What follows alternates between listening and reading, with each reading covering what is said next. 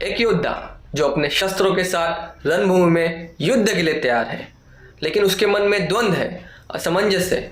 असमंजस इसलिए क्योंकि उसे जिसके साथ युद्ध करना है, जिसे यमलोक पहुंचाना है, वह और कोई नहीं उसके सगे साथी है, रिश्तेदार है, उसके मित्र है, वह गुरुजन है जिसने उसे युद्ध करना सिखाया।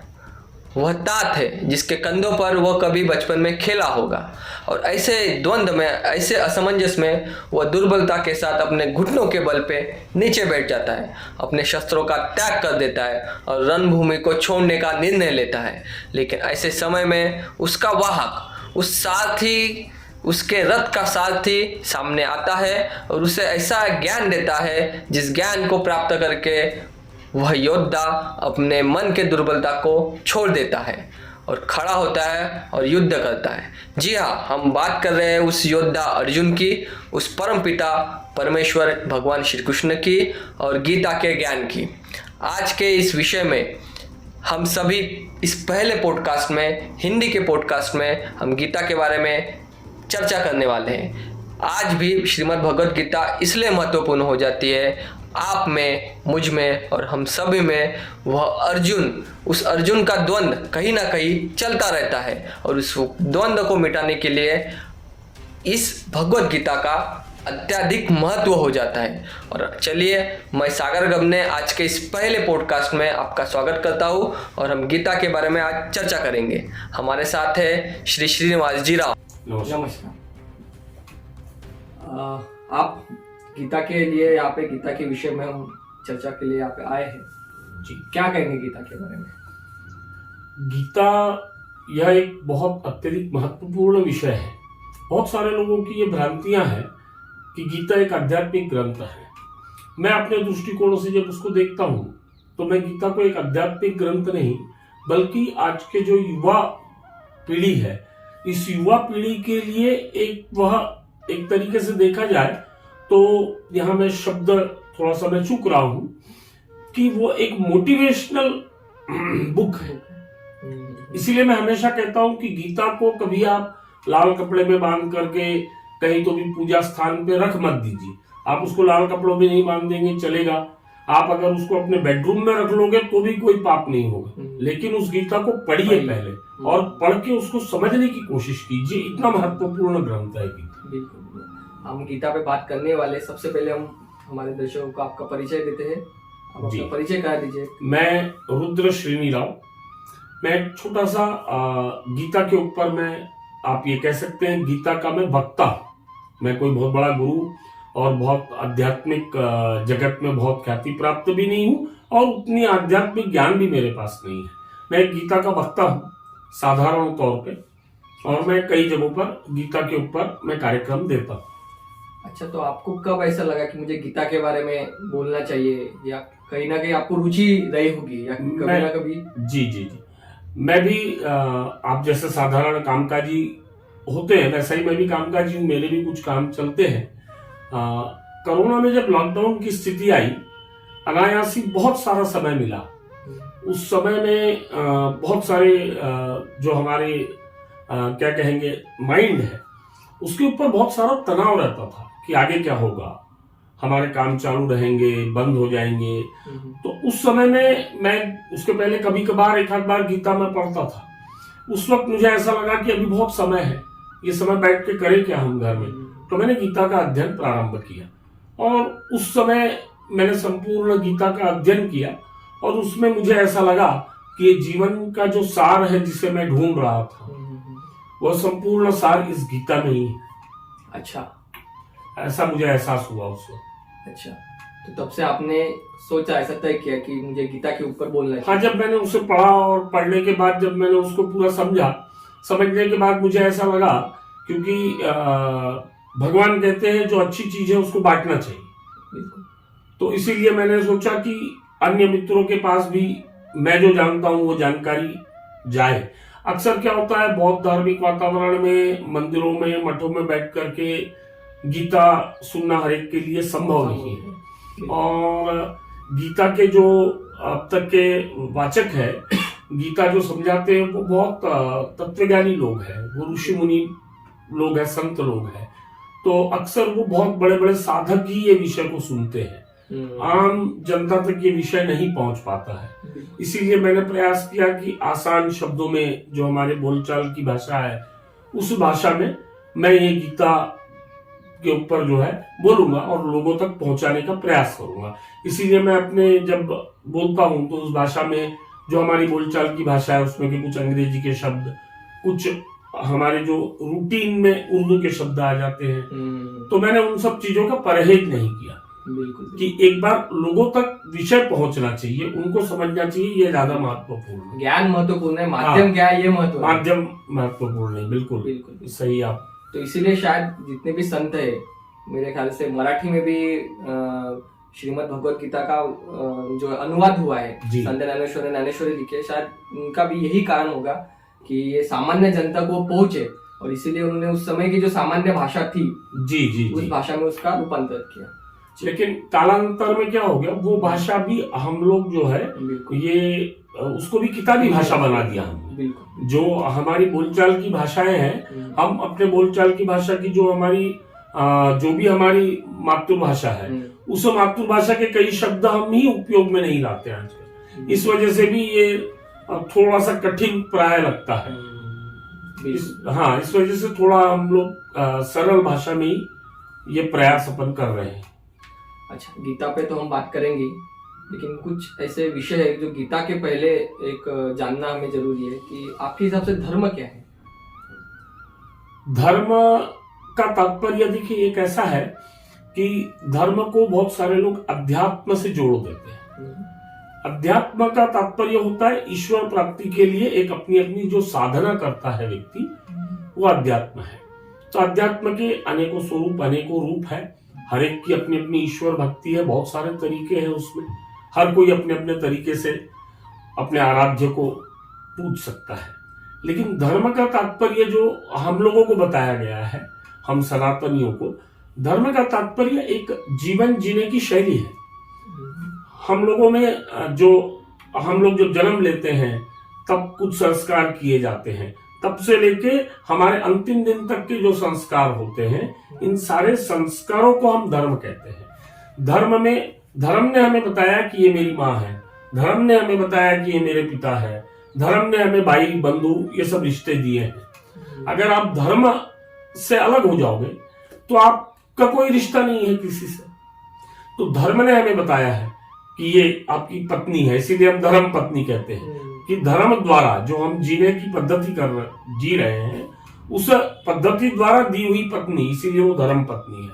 इसीलिए हमारे रिश्ते ऐसे होते हैं। तो धर्म एक संपूर्ण जो हमारा जीवन है, ये जीवन की पद्धति कैसी होनी चाहिए, उस पद्धति का जो बखान किया गया है वो धर्म। आगे बढ़ेंगे, लेकिन अगर मान लीजिए मुझे गीता पढ़ना है या मुझे उस बारे में कुछ जानकारी चाहिए, तो एक सरल आपके हिसाब से कौन सी, जो अभी इतने सारे किताबें उपलब्ध है, तो आपके हिसाब से ऐसी कौन सी किताब है जो सरलता से समझ सके, या उसका अनुवाद भी होता है अलग अलग इससे, तो ऐसी सरल जो किताब आप कह सकते हैं कि जिसे गीता के बारे में कुछ पता नहीं है या सिर्फ उसको नाम पता है या अपने घर में उसने देखा है, तो सबसे पहले कौन सी गीता या किस प्रकाशन की गीता आपके हिसाब से पढ़नी चाहिए? वैसे तो पढ़ने के लिए गोरखपुर प्रेस की जो किताबें हैं, उन्होंने अपने सनातन धर्म क्षेत्र में बहुत अच्छा कार्य किया है। गोरखपुर प्रेस की जो है एक सरल गीता करके आती है, उस सरल गीता के माध्यम से, उसमें जो जयदयाल जी गोयंका की एक किताब है, उसमें उन्होंने श्लोकों का विच्छेद भी किया हुआ है। अच्छा, वो बहुत आसानी से, वो बहुत कम मूल्य में भी मिलती है, कुछ 50-60 रुपए उसका मूल्य है। आप बहुत गोरखपुर प्रेस में आप जाएंगे कोई भी उनके पुस्तकालय में, जयदयाल गोयंका जी की, शायद आपके पास भी है ये। थोड़ा सा इसमें विच्छेद कम है, ये भी सरल गीता है। अच्छा। लेकिन वो जो मैं आपको गीता बता रहा हूँ, वो इससे ज्यादा उसमें आसान है, मतलब बहुत आसान है। पहली बार जो पढ़ रहे हैं, हाँ, जो नौ सीखिया है वो भी बिल्कुल उसको पढ़ सकते हैं। तो आप गीता के बारे में हम सबसे पहले जानकारी लेंगे, गीता के कितने अध्याय है, क्या है, एक सरलता से हम बताएं। एक गीता में कुल 18 अध्याय है। पहला अध्याय और दूसरे अध्याय के कुछ श्लोक तक के अर्जुन के मन में जो विषाद उत्पन्न हुआ, अभी आपने कार्यक्रम के शुरुआत में बताने का प्रयास किया था, उस विषाद का ही वर्णन है। अच्छा। कुछ वर्णन संजय ने किया और कुछ वर्णन स्वयं अर्जुन के श्लोकों द्वारा भी लिया गया है। अच्छा। तो अर्जुन को जो विषाद प्राप्त हुआ, और उस विषाद में जैसे आपने कहा सारे उसके बंधु थे, तो हमारे जीवन में भी हम कई जो अपने जीवन की प्रक्रियाएं हैं उसमें इसीलिए बाधित होते हैं कि हमें लगता है ये मेरा है, इसके साथ ये होना चाहिए, नहीं होना चाहिए, बहुत सारा हम मोह पाल लेते हैं। इसीलिए पहले जो है वो अध्याय में उनका विषाद है। दूसरे अध्याय से भगवान ने जो है उनको पहले थोड़ा सा झकझोरा, अच्छा, कुछ चेतावनी भरे श्लोक बताए उनको। जब उनके समझ में नहीं आए तब उन्होंने उपदेश प्रारंभ किया। ये कुल 700 श्लोक है 18 अध्याय में। इनमें से कुछ कुछ श्लोकों में बीच बीच में जो अर्जुन को जहां जहां ऐसा लगा मुझे प्रश्न करना चाहिए और क्लियरिफिकेशन इसका होना चाहिए, वहां पे उन्होंने उसको बहुत कुछ प्रश्न पूछे हैं।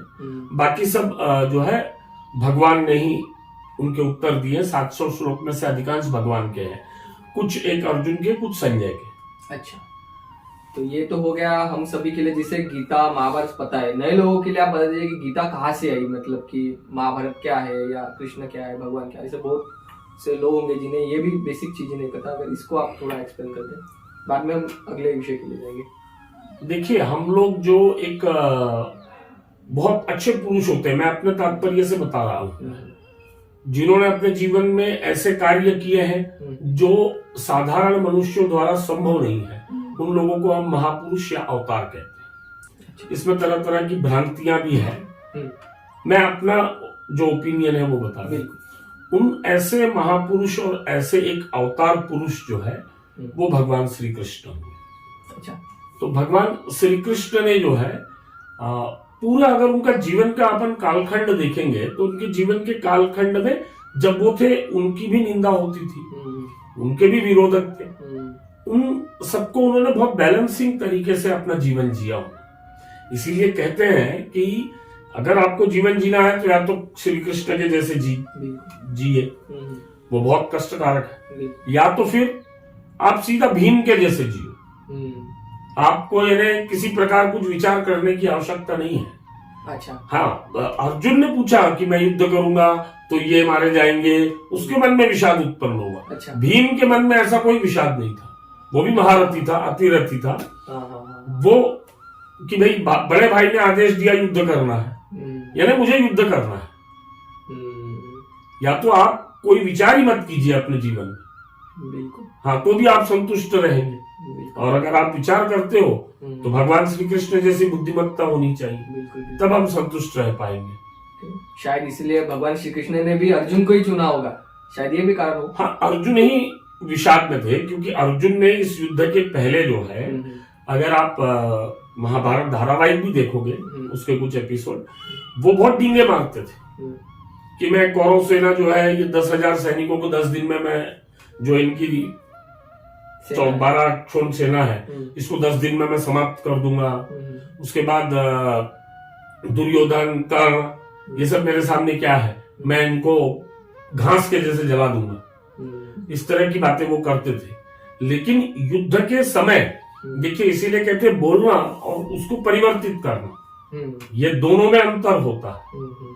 तो उसको जब परिवर्तित करने का समय आया, जब उसको वाकई में हम लोग यथार्थ में बदल दे, ऐसा जब समय आया, तब अर्जुन जो है वो विषाद में, विषाद यानी डिप्रेशन में चले गए। अच्छा। और उन्होंने कहा मैं ये युद्ध नहीं करूंगा। और ये डिप्रेशन जो है, मेरे को लगता है महाभारत काल में अर्जुन के लिए जितना महत्वपूर्ण था, उससे अधिक तो आज के कालखंड में है, क्योंकि आज के कालखंड में बहुत जल्दी डिप्रेशन में चले जाते हैं। मैं तो देखता हूं कि 10 साल के उम्र के बच्चों को भी साइकाट्रिक के पास ले जाते हैं। तो ये बहुत कठिन परिस्थितियां हैं। इसीलिए जो विषाद योग परमात्मा ने उसमें लिया, वो भी आवश्यक है, उसको भी पढ़ना चाहिए निश्चित तौर पे। तो ये अर्जुन का जो विषाद था, वो विषाद को भगाने के लिए या विषाद को हटाने के लिए परमात्मा ने उसको पहले झकझोरा थोड़ा सा कि आप नपुंसक हो, क्लैम्यम मां समागमः पार्थ, आप नपुंसकों जैसे व्यवहार कर रहे हो। इस प्रकार थोड़ा सा उनको पहले झकझोरा कि इस प्रकार की वार्तालाप आर्य नहीं करते हैं। लेकिन जब अर्जुन उससे भी नहीं वो समझ पाए और उन्होंने वापस कहा कि केशव आप जो भी कुछ कह रहे हो लेकिन मैं ये युद्ध नहीं करूं, तब फिर भगवान ने उनको पूरा उपदेश देना प्रारंभ किया। तो जब उपदेश दिया तो पहले फिर उन्होंने प्रारंभ किया आत्मा परमात्मा, फिर कर्मयोग, ये सारे ऐसे, उसको भी हम 3 षटक कहते हैं। 18 अध्याय है, उसको हम 6 अध्यायों को अगर बांटे तो ऐसा कर्म षटक भक्ति षटक ऐसा हम लोग उसको ले सकते हैं। गीता के बारे में आपने बताया, ये जानकारी दी, तो आपके जीवन में इसका क्या परिवर्तन हुआ? देखिए, हर एक का जीवन जो है बहुत सारी व्यक्तिगत चीजें भी होती है, लेकिन मेरा जीवन तो काफी संघर्ष में है और काफी कठिनाइयों से जा रहा है, ऐसा कह सकते। बीत गया ये तो नहीं कह सकते, लेकिन श्रीमद् भगवद गीता जो है हमारे अंदर एक ऊर्जा देती है और ऊर्जा देकर के हमें सब परिस्थितियों से सामना करना सिखाती है। क्योंकि परमात्मा कहते हैं किसी भी परिस्थिति में आपको छोड़ना नहीं है। अगर आप अपने जो कर्म कर रहे हो, वो कर्म अगर आपको ऐसे लगते हैं कि ये आवश्यक कर्म है, ये करना है, और उसमें आपको किसी प्रकार का भ्रम नहीं होना चाहिए। आपको अपने कर्म करने पड़ेंगे, क्योंकि बिना कर्म के तो कोई भी नहीं रह सकता। ये परमात्मा का मुख्य जो उद्देश्य है या उपदेश है, उपदेश ही यही है। उन्होंने 3 अध्याय में कुछ श्लोकों में कहा भी, नहीं कश्चित् क्षणमपि जातु तिष्ठत्य कर्म को, कि एक क्षण भी कोई भी मनुष्य जो है ये बिना कर्म किए नहीं रह सकता। जो लोग ये कहते हैं कि मैं अपने कर्मेंद्रियों पर विजय पा लिया हूं, मैं अब कर्म नहीं करता हूं, तो वो बहुत ऊपर की स्टेज है। तो इसलिए भगवान ने कहा है कि बहुत सारे लोग भ्रम में रहते हैं और खुद अपने आप को धोखा देते हैं कि मैं कर्मेंद्रियों पे मैंने विजयी पा ली है। इसीलिए जब भगवान कह रहे हैं कर्म करो और उसके फल की आकांक्षा जो है वो आप मुझ पे छोड़ दो। मुझ पे छोड़ दो का तात्पर्य है आप उसके फल की आकांक्षा मत करो। क्या होता है जनरली, जब हम किसी फल की आकांक्षा से कोई कर्म करते हैं, अब जैसा कोई एक विद्यार्थी है, उसने सोचा कि मेरे को मैथमेटिक्स में पूरे 100 में से 100 अंक आना चाहिए। उसने वो फल की आकांक्षा पे अधिक ध्यान केंद्रित कर लिया और समझो उसको कुछ कम अंक आ जाते हैं, तो वो तुरंत, हम आजकल की घटनाएं देख रहे हैं, डिप्रेशन में चले जाते हैं, बिल्डिंगों पर से छलांग लगा देते हैं, कॉलेजों में से छलांग लगा देते हैं। इसीलिए भगवान कहते हैं कर्म की जो कर्म फल है वो आप मुझ पे छोड़ो, उसके बारे में आप ज्यादा चिंतित मत रहो, आप अपने कर्म करते रहो। आप कर्म करते रहोगे तो आपके अंदर स्टेमिना ज्यादा रहेगा, एनर्जी ज्यादा रहेगी। आप फल के विषय में अधिक सोचोगे कि इसका क्या परिणाम आएगा, तो आप उस परिणाम में ज्यादा एनर्जी लगा दोगे। इसीलिए आप अपने कर्म में एनर्जी लगाओ, आप उसके परिणाम क्या होंगे उसमें आप ज्यादा एनर्जी मत लगाए। बिल्कुल बिल्कुल। गीता की बात हो रही है, श्रीमद् भगवद गीता की, और जो प्रसिद्ध 2 श्लोक है, मतलब हमने बचपन से टीवी में, सीरियल में, बी.आर. चोपड़ा जी का जब इंट्रोडक्शन होता था उसमें पहला श्लोक था कर्मण्येवाधिकारस्ते मा फलेषु कदाचन, जो श्लोक उसके बारे में आप, वैसे तो हमने सुना है, पता है, शायद सबको पता भी है, एक बार उसके बारे में, और जो है यदा यदा धर्मस्य ग्लानिर्भवति भारतः अभ्युत्थानं, इसके बारे में एक थोड़ा सा बता दीजिए। देखिए, इसमें जो कर्मयोग भगवान ने बताया, उस कर्मयोग में ही ये श्लोक भगवान ने बताया। ये कौन से अध्याय में ये श्लोक? ये 3 अध्याय में है। अच्छा। कर्मयोग, वो कर्म का जो बी.आर. कर्मण्येवाधिकारस्ते, वो मेरे ख्याल से 4थे अध्याय में। 4थे, अच्छा। कर्मण्येवाधिकारस्य मा फलेषु कदाचन, उसका तात्पर्य अभी जो मैंने बताया वही है। अच्छा। कि कर्म करने पर आपका अधिकार है, फल पे आप अधिकार मत रखो। फल पे आप अधिकार रखोगे तो आप फिर भ्रमित होंगे। अभी बहुत सारे लोगों को हम देखते हैं अपने जीवन में, मैं कल यहाँ से बम्बई के लिए निकलूंगा, बारिश तो नहीं होगी वहां, फिर जाते वक्त राह में मेरे को दिक्कत तो नहीं जाएगी, ये सब सोचते सोचते कई लोग वो उसका बम्बई जाने का प्लान ही टल जाता है। बिल्कुल। इसीलिए भगवान ने कहा कि कर्म आप करो, उसके जो फल मिलेंगे उसकी चिंता करना व्यर्थ है, क्योंकि जब आप कर्म करोगे उसका अच्छा या बुरा फल तो मिलना है निश्चित, लेकिन उस फल की आकांक्षा में अगर हम कर्म करना छोड़ दें, इसीलिए उन्होंने कहा कर्मण्यवाधिकारस्य मा फलेषु कदाचन माते कर्म फल हेतुर्भु माते संगोस्त्व कर्मणि। इसीलिए अकर्मणि, आप ये कर्म फल क्या होगा ये सोच करके आप अकर्मणि नहीं हो सकते, आप कर्म छोड़ के बैठ नहीं सकते, इसका फल अच्छा नहीं होगा इसीलिए मैं कर्म ही क्यों करूं। अगर इस प्रकार अगर समझो, जैसे अभी अपन एक यूक्रेन की परिस्थितियों को देखा हमने, ताजा उदाहरण, हम यूक्रेन की चर्चा कर रहे थे। अगर वहां जब रशिया ने जिस प्रकार से उसके ऊपर आक्रमण किया सारा विश्व, हम भी यहाँ बैठ के यही सोच रहे थे कि रशिया ये युद्ध जीत जाएगा 10 दिनों में समाप्त कर दे। लेकिन अगर यूक्रेन ने पहले अगर सरेंडर हो गया होता वो तो शायद रशिया जीत ही गया होता। लेकिन यूक्रेन ने जब उसके साथ संघर्ष करना प्रारंभ किया तब रशिया को समझ में आया कि यूक्रेन में भी बहुत कुछ ताकत है, यूक्रेन में जो लोग हैं और वहां जो विद्यार्थी पढ़ रहे थे उनका भी हम उदाहरण ले सकते। कुछ विद्यार्थियों ने इसके लिए, सारों ने प्रयत्न नहीं किया, सारे तो डर के घबरा करके वहां छुपे हुए थे।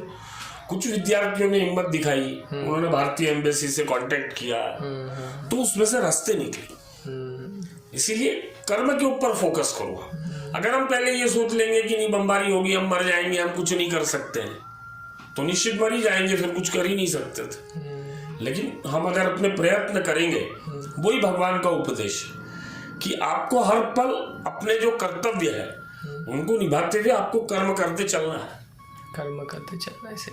और जो दूसरा यदा यदि धर्मस्य का, यदा यदा धर्मस्य ऐसा है कि जब जब इस धरती के ऊपर, इस पृथ्वी के ऊपर अधर्म का संचार होगा, गीता में एक चीज आप याद रखिए, उन्होंने किसी पर्टिकुलरली ये भारत भूमि और या किसी संप्रदाय, किसी मत, ऐसा उल्लेख नहीं है और न ही कोई हमारे सनातन धर्म ग्रंथों में है। जब जब उल्लेख हुआ है उन्होंने मनुष्य ही कहा है, मनुष्याणाम, सारे मनुष्यों के लिए मैं बता रहा हूँ। इसीलिए भी हम कहते हैं कि हमारा जो सनातन है वो सार्वभौमिक सबके लिए है। तो ये जो यदा यदा हि धर्मस्य ग्लानिर्भवति भारत, इसका अगर हम बहुत सरलता से तात्पर्य है इसका कि जब जब इस धरती के ऊपर जब जब अगर कोई अधर्म का प्रचार करेगा, अधर्म का प्रचलन अधिक बढ़ जाएगा और साधु मनुष्यों को उससे जो है उनको दिक्कत होगी, तकलीफ होगी, तब तब मैं किसी न किसी रूप में, इसमें दो तात्पर्य है। बहुत सारे वैष्णव मतावलंबी जो है भगवान अवतार लेंगे ऐसा ही कहते हैं, लेकिन भगवान ने कहा कि यदा यदा युद्धर्मस्य ग्लानिर्भवति भारत अद्भुत ज्ञानम अधर्मस्य तदात्मानं सृजाम्यहम्। तदात्मानं, मैं किसी के भी आत्मा में से भी प्रकट हो सकता हूँ। यह आवश्यक ही नहीं है कि वो शंकु चक्र गदा लेके आएंगे, चतुर्भुज लेके आएंगे और वो मनुष्यों का संरक्षण करेंगे, ऐसा नहीं है। जब मनुष्य पुरुषार्थ के साथ खड़े हो जाएंगे तो इनमें से ही कोई ना कोई, हम देखते हैं हर युग में जो है, जब हम भारत में हमारे सनातनियों का जब थोड़ा सा कहीं ना कहीं रुकावटें आ रही थी, तब स्वामी विवेकानंद आए, उनके गुरु रामकृष्ण परमहंस आए, ज्ञानेश्वर माउली आए, इन्होंने मार्गदर्शन किया। ये सब परमात्मा के ही अवतार है। विशेष रूप से वो कोई शंकु चक्र गदा लेके आएंगे, चतुर्भुज लेके आएंगे, ऐसा नहीं है। ऐसा ही है, जो जब परिस्थितियां हैं, उन परिस्थितियों में, उन कालखंड में जो हमको महापुरुष और ज्ञानी जो मिलते हैं, या कोई ऐसा योद्धा भी आ जाता है, जैसे हम शिवाजी महाराज को कई लोग अवतारी मानते हैं, बिल्कुल। तो शिवाजी महाराज ने भी वो जो कालखंड था, उस कालखंड में मुगलों के दमन से जब संपूर्ण भारत में कोई आवाज नहीं उठा पा रहा था, उस वक्त शिवाजी महाराज ने एक हिम्मत दी पूरे संपूर्ण भारत को। तो वो जो हिम्मत है वही आगे चलती रही, इसीलिए फिर झांसी की रानी और ये सब ने मिलकर 1857 का इतना बड़ा आंदोलन किया। तो वो शिवाजी महाराज को एक उदाहरण देख करके उन्होंने फिर ये आंदोलन किया। तो इसीलिए जब जब इस धरा पर ग्लानि होगी तो किसी न किसी रूप में, क्योंकि अगर आप गीता को बहुत अच्छे से पढ़ोगे तो आत्मा ही परमात्मा है, तो उसमें एक अलग अस्तित्व अलग से परमात्मा का है और हम अलग है। अगर आप किसी भी रूप में देखोगे तो संपूर्ण गीता में अद्वैत ही है, द्वैत कहीं नहीं है कि वो अलग है हम अलग है, अद्वैत है। या तो मैं में संपूर्ण जगत को देख लो आप, या तो जो सामने वाला तुम है उसमें देख लो, या जिसको आप भगवान कहकर सगुण रूप से कोई मूर्ति रखते हो उसमें संपूर्ण जगत को देख लो। तीनों बात एक ही है। या तो आप मैं में देख लीजिए, या सामने वाले तू में देख लीजिए, या उसमें देख लीजिए जिसको हम भगवान परमात्मा जो भी कहते हैं, उसमें संपूर्ण जगत को देख लीजिए। तात्पर्य यही है कि संपूर्ण जगत में एक ही कैरेक्टर है, एक ही तत्व है, वो भिन्न नहीं है, भिन्न नहीं है। परमात्मा ने बहुत स्पष्ट तरीके से कहा कि समोहम सर्वभूतेषु, मैं सभी जीवों में समान रूप से हूं, इसमें कम उसमें ज्यादा ऐसा नहीं है कहीं। समोहम सर्वभूतेषु, तो जो ये जीव है, ये जीव का जो कैरेक्टर है वो सब जीवों में एक सरीके ही है, जिसको हम आत्मा कहते हैं। अब बाकी बहुत बड़ा है गीता का डिस्क्रिप्शन, जैसे जैसे कर्म करते हैं उस कर्म के फल अनुसार अलग अलग जगह जन्म होता है उनका, कोई अमीर होता है, कोई गरीब होता है, कोई अन्य पशु योनियों में जन्म लेता है। तो ये कर्म फल के चक्र को भगवान ने कहा कि इसको मैं भी नहीं तोड़ूंगा। अच्छा, हाँ, आप भक्ति कर सकते हो, आप भक्ति करोगे, आप सद्मार्ग पे चलोगे, आगे आपका प्रारब्ध अच्छा रहेगा।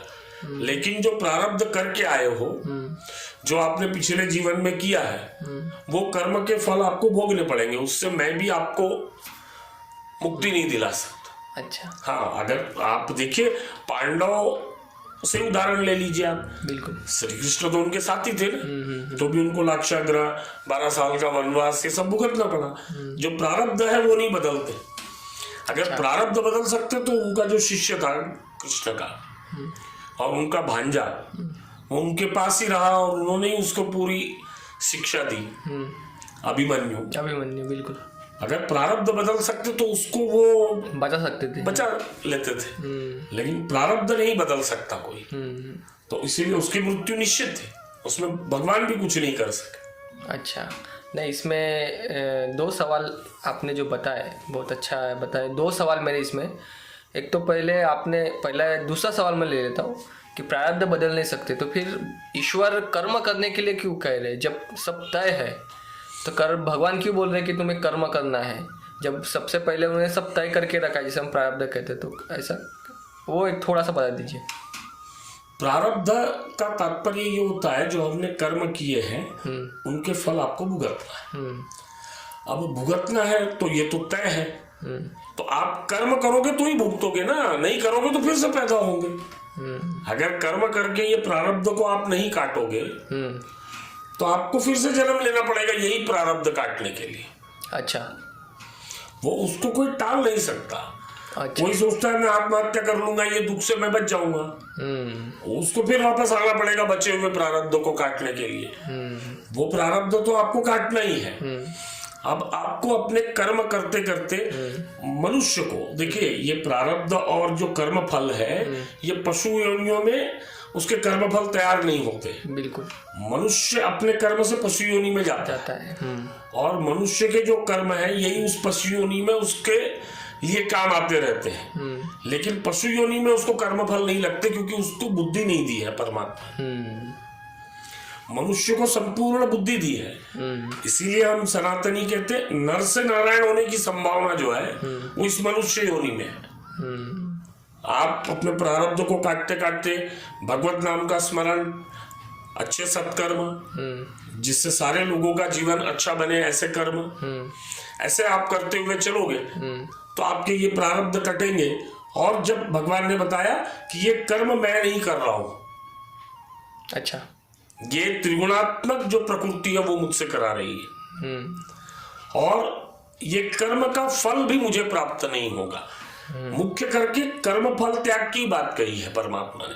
संन्यास योग करके एक योग है, उसमें भी परमात्मा ने बताया कर्म फल त्याग को ही संन्यास कहा उन्होंने। भगवे कपड़े पहन के आपको जंगल में जाना ये संन्यास नहीं है, आपके कर्म के फलों को त्यागना, अच्छा, यही संन्यास है। आप जब कर्म के फलों को त्याग दोगे तो निश्चित तौर पे आपका जो मन है और सारा जो कुछ चल रहा है वो मन से ही है, इसलिए मन पे ही जोर दिया परमात्मा ने। तो इसीलिए आपको अगर आगे का प्रारब्ध नहीं तैयार करना है तो आपको ईश्वर का स्मरण, सत्कर्म करना, ये सब करना पड़ेगा। और प्रारब्ध तय है तो हम फिर कर्म क्यों करें? आपको कर्म करके ही वो प्रारब्ध काटना पड़ेगा। आपने कर्म करके ही वो प्रारब्ध तैयार किया। अच्छा, तो आपकी सबसे आत्मा क्या है? आत्मा एक तत्व है, इसीलिए भगवान ने बार बार गीता में कहा कि मुझे तत्व से जानो।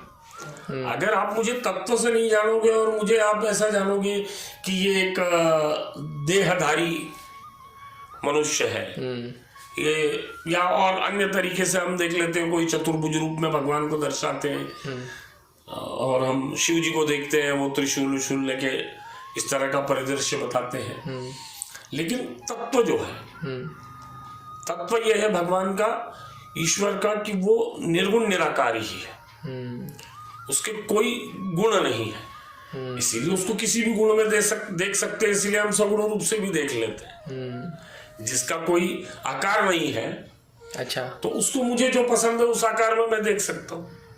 अच्छा, निर्गुण सगुण दोनों में देख सकते हैं। अगर मान लीजिए अब जैसे निर्गुण जो है उसको 12वें अध्याय में भक्ति योग में भगवान ने कहा कि क्लेशो अधिकरस्तेषाम, ये निर्गुण भक्ति जो है इसमें क्लेश बहुत होता है, देहाभिमान भी बहुत हो जाता है। हम देखते हैं कई लोग घंटों खड़े रहते हैं, एक पैर पे खड़े रहते हैं, एक हाथ उठा के खड़े रहते हैं, फिर उनको अभिमान आ जाता है मैंने ऐसा कर लिया है।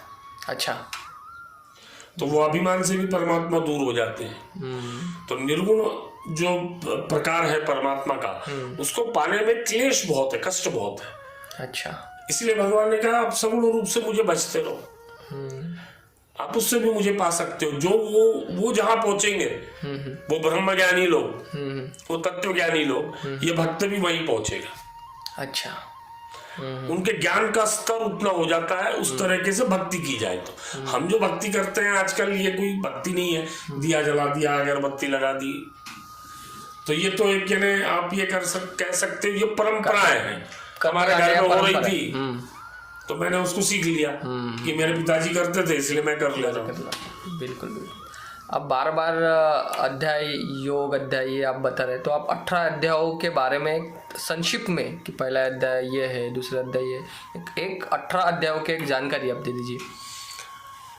देखिए 18 अध्यायों में पहले 6 शतक तो परमात्मा ने कर्म के बारे में ही विस्तृत बताया है। बिल्कुल, 6 अध्यायों में कि मनुष्य को कर्म करना पड़ेगा। अब कर्म कितने प्रकार के होते हैं, कई कर्म होते हैं, कई अकर्म होते हैं, इसका बहुत विस्तृत सा उन्होंने वहां पर विवरण लिया है। और इन कर्मों के जो फल है वो फल हमें कब नहीं लगेंगे, कब लगेंगे, ये सारी चीजों की विस्तृत चर्चा की है भगवान ने। भगवान ने इसकी चर्चा करते वक्त कुछ वेदों में जो सकाम कर्म बताए थे उनका भी खंडन किया। अच्छा, हाँ, इसीलिए जब सनातनी लोग भगवान श्री कृष्ण का अवतार मानते हैं तो मैं कहता हूँ भगवान बुद्ध भी हमारे हैं। बिल्कुल, उन्होंने भी कुछ जो ये उपासना खंड जो है, जो सकाम कर्म कांड है, इनका भगवान बुद्ध ने भी खंडन किया। तो भगवान श्री कृष्ण के टाइम पे जो उन्हें लगा कि ये भी खंडन करना चाहिए, इसकी आवश्यकता नहीं है, उसका उन्होंने खंडन किया। बाद के कालखंड में जब भगवान गौतम बुद्ध आए, उन्हें ऐसा लगा ये और अति बढ़ गया है, इसको भी खत्म करना चाहिए, इससे भी स्वार्थ की उत्पत्ति हो रही है, तो उन्होंने उस कालखंड में उसकी निंदा की। तो वो भी परमात्मा ही है। अब कई लोग ऐसे प्रश्न पूछते हैं कि वेद परमात्मा ने कहा है मेरे द्वारा प्रकट हुए हैं, तो वेदों का खंडन क्यों किया?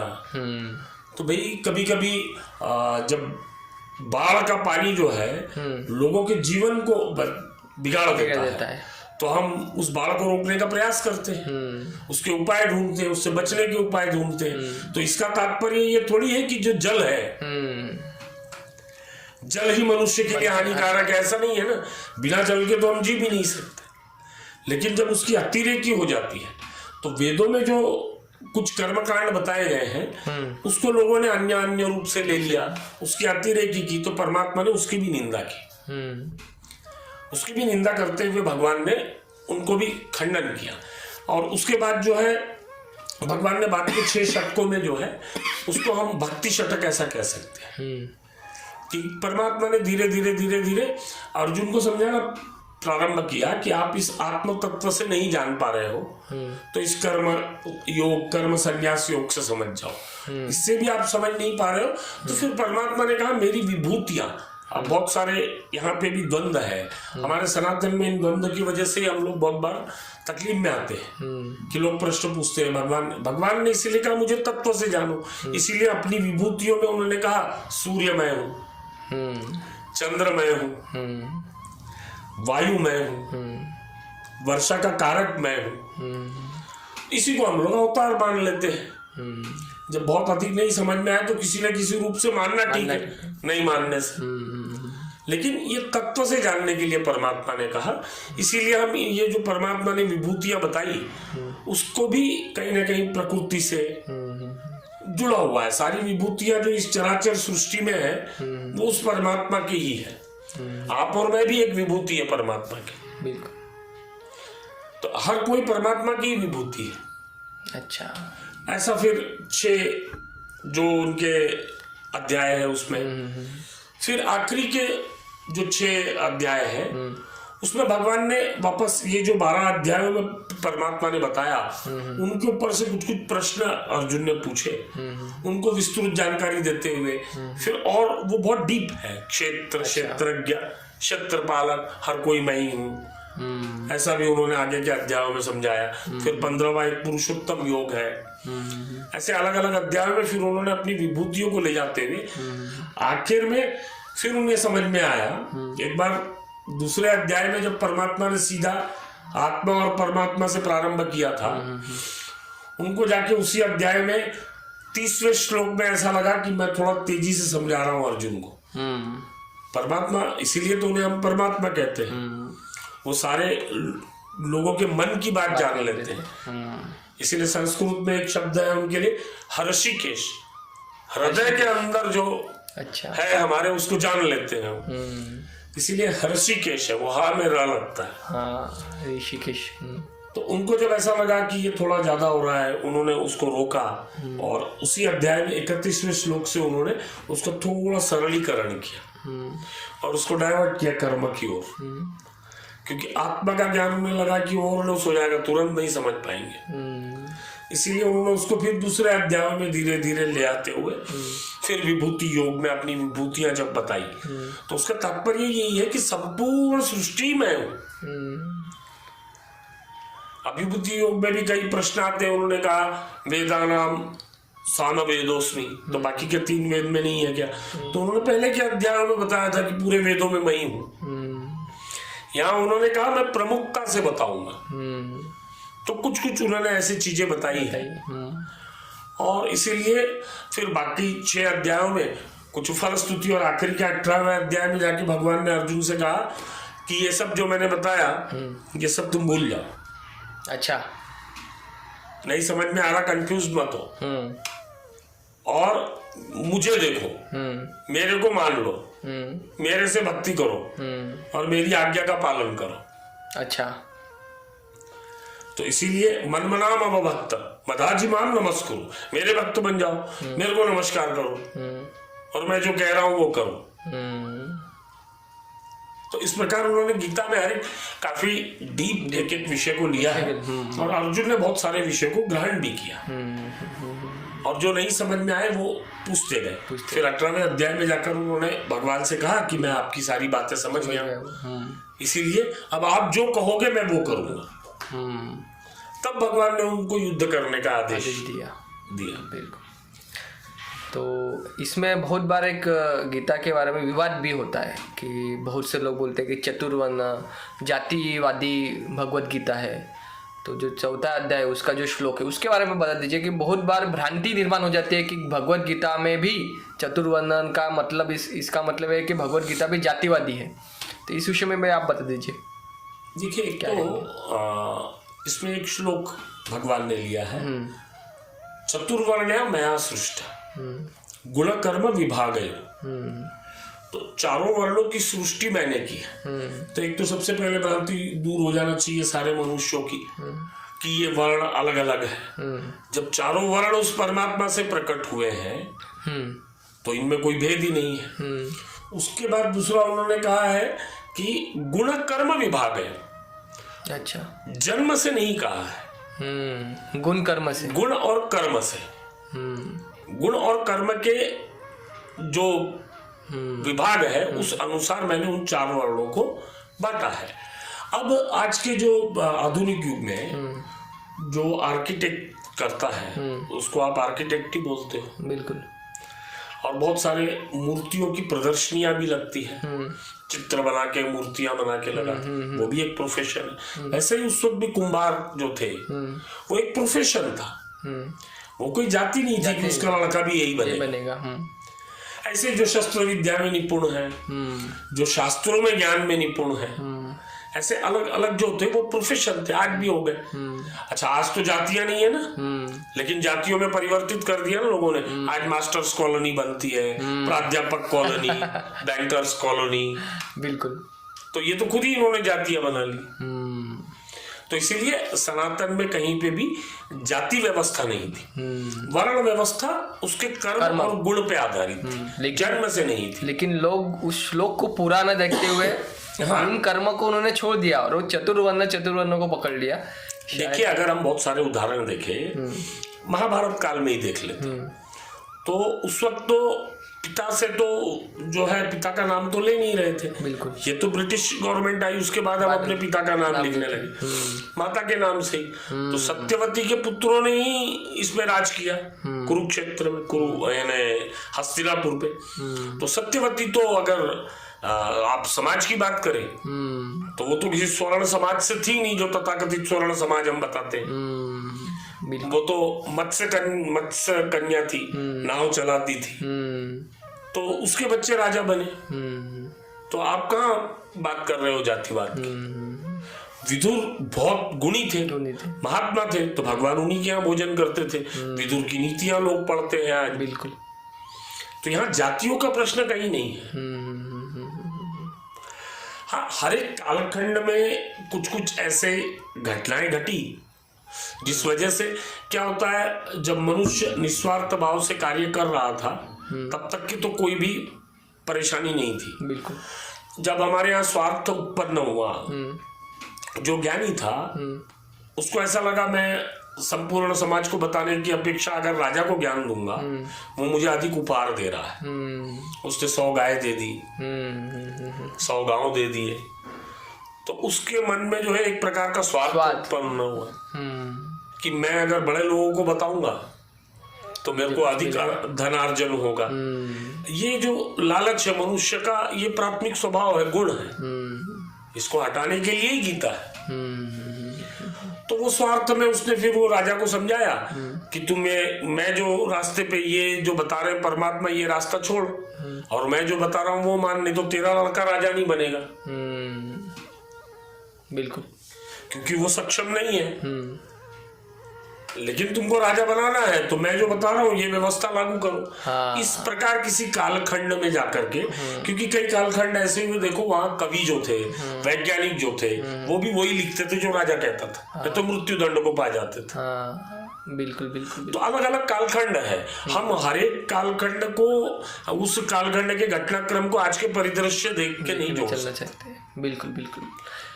इसलिए महाभारत में भी भरत जी ने जो महाराज थे उन्होंने अपने पुत्र को नहीं बनाया था, क्योंकि वो उन्होंने कहा कि ये काबिल राजा बनने के काबिल नहीं है, भले मेरे पुत्र है लेकिन काबिल नहीं है। हाँ। तो इसी प्रकार जो है हर अलग अलग कालखंडों में जो है अलग अलग इसकी रचना है। और भारत में बहुत सारे हर जो अगर आज की इससे देखें हम जिसको जातियां कहते हैं, तो उस वक्त तो हर जाति के राजा हुआ भारत। बिल्कुल बिल्कुल।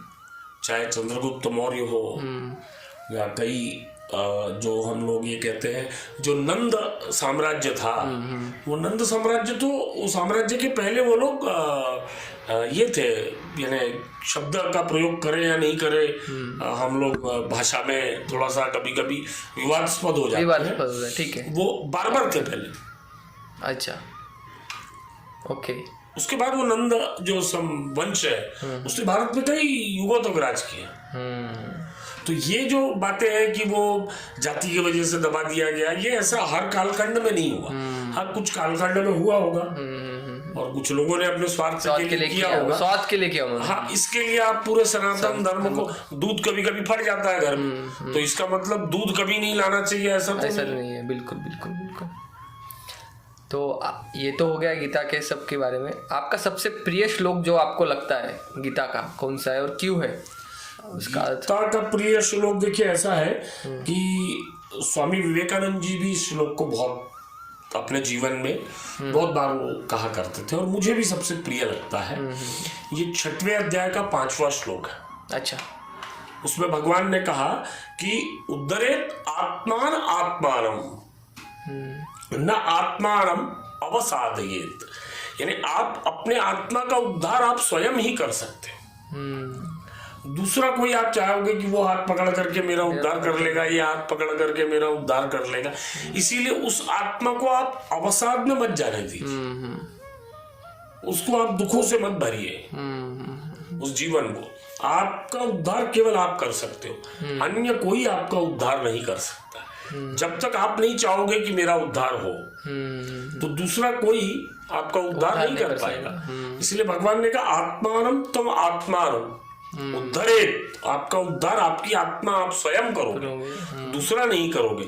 और साथ में कहा उन्होंने कि आत्मा ही जो है वो मित्र है आपका और आत्मा ही आपकी शत्रु है। आप जैसे विचार पाल लोगे, उन विचारों से जैसी बुद्धि आपकी चलेगी, उस बुद्धि से ही आपको संसार दिखेगा। इसीलिए देखिए, अभी बीच में एक विवाद हुआ था गडकरी जी के कहने पे कि उन्होंने कहा था कि वो जो डॉन है वो विवेकानंद बन सकता था। लोगों ने उसको गलत तात्पर्य से ले लिया, यानी उसका उतनी बुद्धि क्षमता है उसमें, लेकिन उस बुद्धि को उसने दूसरी जगह उपयोग किया है और उसमें भी उसने टॉप किया है। हाँ, उसमें टॉप किया। तो इसीलिए उन्होंने कहा अगर वो अध्यात्म में रहता तो वो शायद इसमें भी टॉप कर लेता। तो कभी शब्दों को समझना थोड़ा आवश्यक होता है। हाँ। तो आपके हिसाब से तो हमने गीता के बारे में सब किया, आपने श्री कृष्ण के बारे में भी बताया, लेकिन आपके शब्दों में ईश्वर क्या है अगर कहेंगे तो ईश्वर क्या है, इसके बारे में किस प्रकार से आप बताएंगे? मेरे शब्दों में तो ईश्वर जो है आप भी हो और मैं भी हूँ।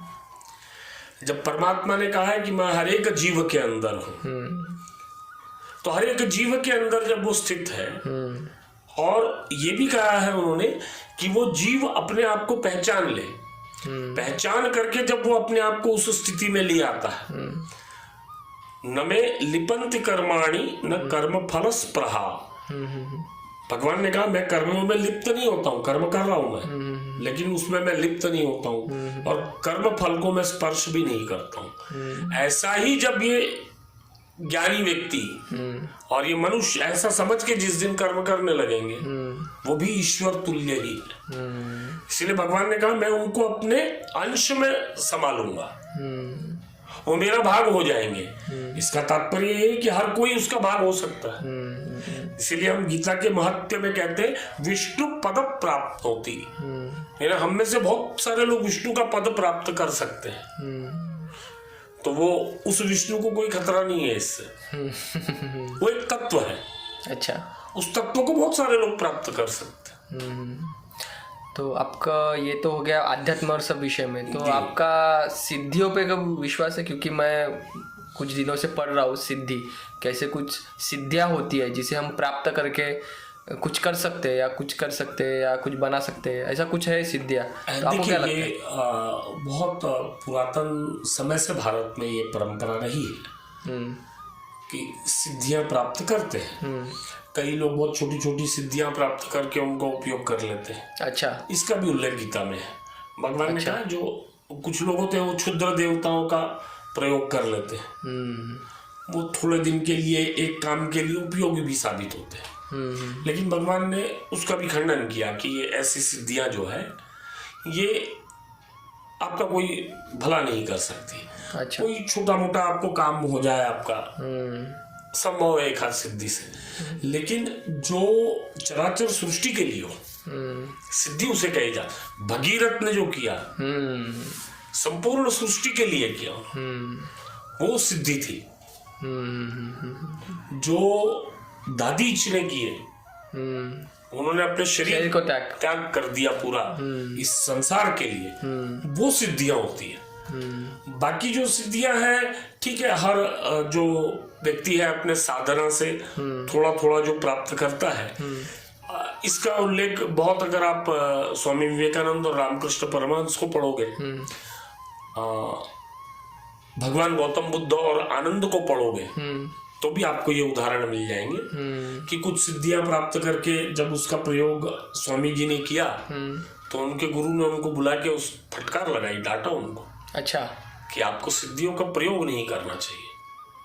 स्वामी जी को कहा। हाँ, रामचंद्र परमहंस जी ने। हाँ, कि ये प्रयोग किसी निजी लाभ के लिए नहीं होना चाहिए, ये सिद्धियों का प्रयोग। ऐसे ही आनंद जो है, भगवान बुद्ध के शिष्य थे वो, आनंद ने भी बहुत जो उनकी पद्धति है ध्यान वगैरह की, जो भी वो कहते हैं विपश्यना वगैरह, उसमें उन्होंने बहुत महारत हासिल की थी।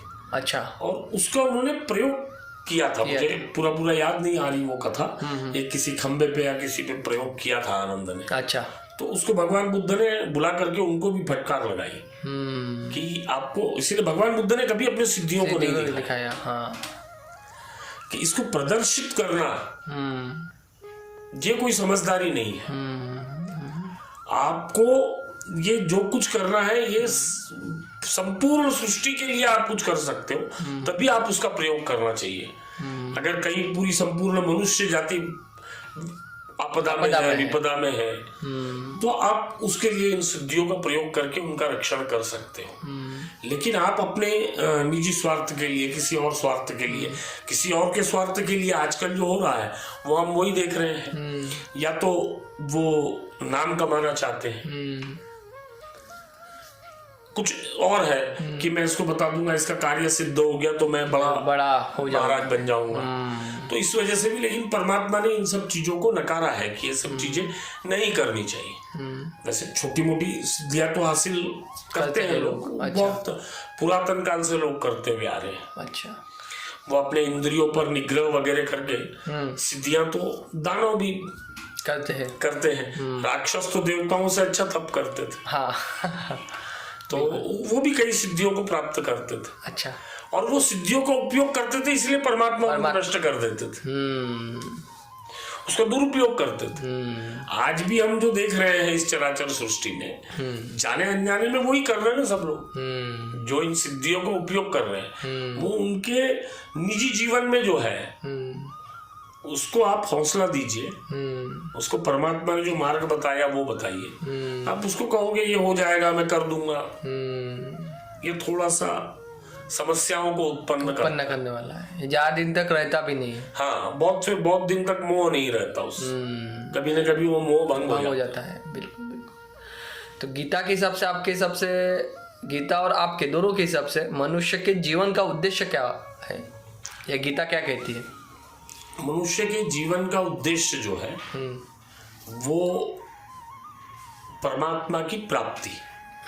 अब परमात्मा की प्राप्ति का ये तात्पर्य नहीं है कि आपने जन्म लिया और आप ध्यान में मग्न हो जाओ। आपको अपने कर्तव्यों को पूर्ण करना है। आपके माता पिता के प्रति अगर आपके कर्तव्य है, आपके कुछ बंधु बांधवों के प्रति आपके कर्तव्य है, आपने अगर गृहस्थ आश्रम में प्रवेश किया है तो फिर आपकी जो गृहिणी है, आपके जो बच्चे हैं, उनके कुछ कर्तव्य है। इन कर्तव्यों को पूर्ण करते करते एक तात्पर्य रहना चाहिए कि ये मैं कर रहा हूं, ये ऐसा कभी भी नहीं सोचना। परम उद्देश्य गीता का वही है, मैं कोई चीज कर रहा हूं। या आप तत्व से मान लो, या स्वामी रामकृष्ण परमहंस कहते थे बड़ा कठिन है साधना इस कलयुग में, तो आप ये मान लो कि जो करा रहा है वही करा रहा है, वो परमात्मा ही करवा रहा है। आप ऐसा मान लो, जब मैं कर रहा हूं ये आप नहीं सोचोगे तो इसका फल मुझे प्राप्त होगा ये भी आप नहीं सोचोगे, तो आप उस कर्म के फल से भी मुक्त हो जाओगे और आप उच्च स्तर पर प्राप्त होगे।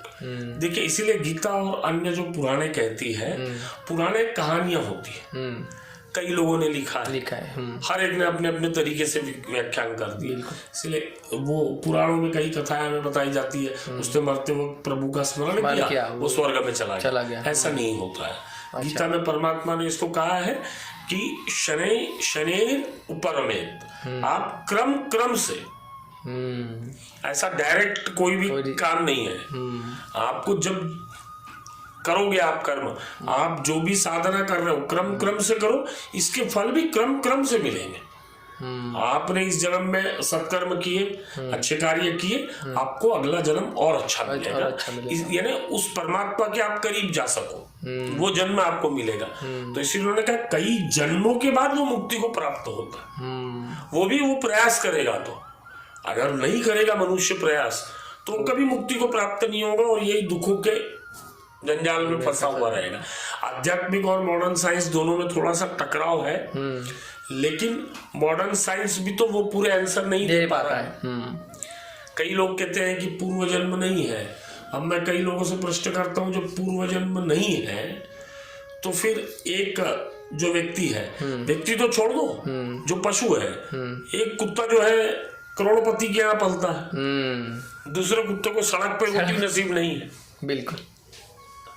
तो मनुष्य की तो बात छोड़ दो, मनुष्य में भी इतने सारे वेरिएशन है। बिल्कुल। तो जब पुनर्जन्म नहीं है, सब परमात्मा की संतान है, सबके परमात्मा के लिए सब एक जैसे है, तो फिर एक को अमीर, एक को गरीब, एक को दुखदाई जीवन क्यों देता है? परमात्मा इसीलिए किसी को ऐसा नहीं करता है। यह हम अपने अपने कर्मानुसार ही ये जीवन को भोगते हैं। इसीलिए पुनर्जन्म का सिद्धांत को तो भगवान बुद्ध ने भी माना है, पुनर्जन्म तो है ही। तो लेकिन विज्ञान लोग और कुछ पश्चिम के जो धर्म है, या हम पंथ कह सकते हैं उन्हें, वो लोग नहीं मानते हैं इन चीजों को, तो उन्होंने इसकी पूरी स्टडी की नहीं है। हमारे यहाँ एक्चुअली जो सनातनी है, हम लोगों में ये भगवान और भगवान मेरा कार्य कर देंगे, ये सब परंपरा जो है सदगुरु बहुत अच्छा बताते हैं इस बारे में, जग्गी वासुदेव जी, कि ये परंपरा हमने ये ब्रिटिश कालखंड में और उससे पहले आई, क्योंकि गॉड जो है ये उनकी इमेजिनेशन है, बिल्कुल हमारी नहीं है। हमारे यहाँ उपनिषद थे, उपनिषदों का तात्पर्य ऋषियों ने रिसर्च किया है, बिल्कुल। तो हम रिसर्च पद्धति पे चलते हैं और उनको हम लोग फॉलो करते हैं, उनके बताए हुए फॉर्मूलों को, और अपना रिसर्च अपन स्वयं करते हैं। बिल्कुल। तो बहुत बार लोगों को ईश्वर की अनुभूति हुई है, ऐसा बोलते हैं। अनुभूति मतलब वो जो ऋषि मुनि वाली अनुभूति नहीं, एक आम जीवन में एक मनुष्य के साथ जब हम कोई कहता है कि मुझे आज मेरा गाड़ी पंचर हो गई, या मेरे गाड़ी ऐसा हो गया, तो किसी ने मुझे ऐसा कर दिया, तुम भगवान ही मेरे पास आए, या वो उस रूप में आए। तो ऐसे कुछ लोग कथाएं बताते हैं कि मुझे भगवान की अनुभूति हुई है, भगवान आए। तो ऐसा इसका अर्थ क्या होता है, या ऐसा कभी आपके साथ हुआ है क्या? किसी को हम प्रेरणा देने के लिए अगर ऐसा कहे तो इसमें कोई बुरा नहीं है। अगर हम अपने जीवन में जो घटनाएं घटी है उससे किसी को प्रेरणा देना चाहते हैं, बिल्कुल, जिसका ज्ञान का स्तर उतना ऊंचा नहीं है, बिल्कुल बिल्कुल, कि वो तत्व से परमात्मा को जाने। तो और हर एक को तो इतना ज्ञान बढ़ाने का प्रयास मनुष्य करता नहीं है, तो हर एक वो तत्व को जान जाएगा ऐसा भी नहीं है। तो उसको प्रेरणा देने के लिए हम ऐसी जो बातें हैं वो बता सकते हैं, लेकिन सत्य स्वरूपित तो यही है कि मनुष्य की बुद्धि और मनुष्य की स्वयं की चेतना, मनुष्य का मन, यही उसको ये सब अनुभूतियां करवाता है। उसको हम फिर कथा रूप में अलग अलग तरीके से समझाते हैं। कई पौराणिक चीजों का भी तात्पर्य जब उन्होंने बताया वो कुछ और वो था। अच्छा था। हम कुछ और सुन लेते हैं। उन्हें कथाओं के माध्यम से बताना, हाँ। सार उसका अलग था। हाँ। उन्होंने सार बताने के लिए कथाएं बनाई। ऐसा भी और होता है। हम लोग उसको किसी और उद्देश्य में देख रहे हैं। कथाओं के ऊपर ज्यादा ध्यान है, उसका जो सार है उस पर ध्यान उसके में जाता ऊपर हुआ हमारा ध्यान नहीं है। तो ऐसा ही जो आपने प्रश्न पूछा ये भी वैसा ही है। वो मनुष्य की स्वयं की अनुभूति है। मनुष्य को स्वयं ऐसा लगता है, उसके जो विचार है, जैसे सपने हैं, वो हम जो विचार करते हैं वही सपनों में हमारे घूमते हैं। ऐसा ही आप अगर अच्छे तत्व के साथ सोचोगे, वैसे तो परमात्मा ने कहा ही है कि हर एक में मुझे देखो। तो परमात्मा ने आके मेरी मदद की तो कोई बुरी बात नहीं। वैसे तो हर व्यक्ति को परमात्मा ही समझना चाहिए। बिल्कुल बिल्कुल।